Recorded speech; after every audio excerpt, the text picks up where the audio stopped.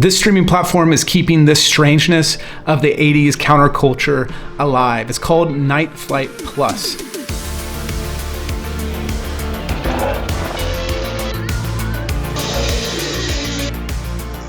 Has that brain? If it sounds familiar, well, it was on USA Network back in the 80s, and now it's online. It's a subscription, and if you're a fan of this channel and like indie films or just weird things to find on the internet, well, I think this might be for you. Let's check it out today. So I have the homepage up, and as you can see, it has a live TV, it has 24/7 television, cult and horror, independent and art house. It's got some essentials right here, some trending options. So when I hit the browse button and I have this all pulled up, you can see that they have a ton of movies on here and shows and shorts, and just kind of going through it, you can see that they have horror comedies, creature features. You know, it even has the Russ Myers collection on here for you dirty dogs out there. Nightflight was on USA Network from 81 to 88, and I think that in itself is an interesting video topic. USA Network, what happened? I remember as a kid in the 90s staying up real late, and there was always just something wild on USA Network, or I think maybe, was it TNT?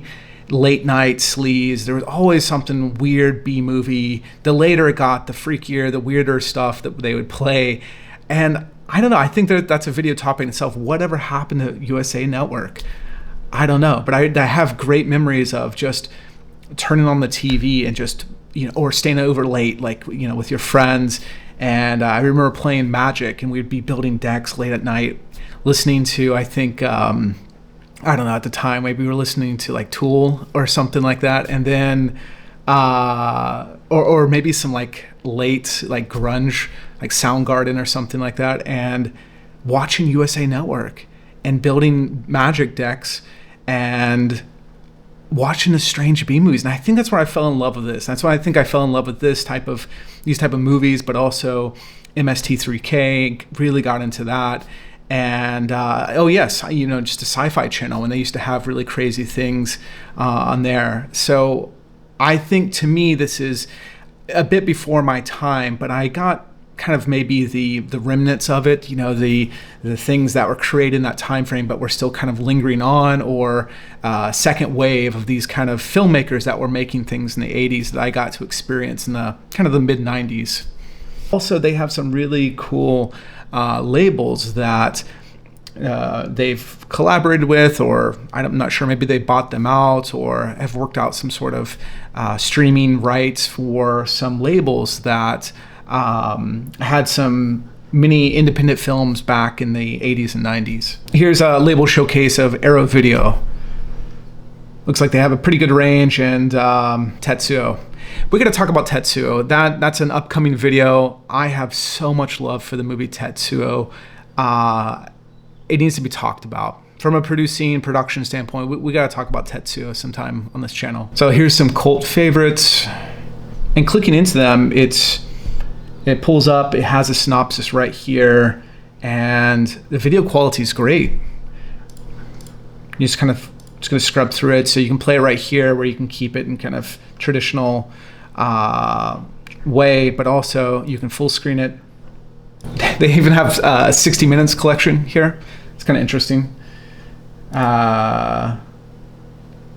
Directed by Dario Argento. A few months ago, I talked about Eternal Family, a streaming service for weirdos, and I still love Eternal Family. I think it has a lot of great films on there, and I think Nightflight Plus would be kind of a great companion for Eternal Family. Potentially your main one, and then have Eternal Family as your secondary. It's pretty reasonably priced. I think it's under $60 for the whole year. And I have to say, I think the catalog is a bit bigger. It looks bigger on Nightflight Plus than Eternal Family. Also, there wasn't a lot of crossover, actually, to my surprise.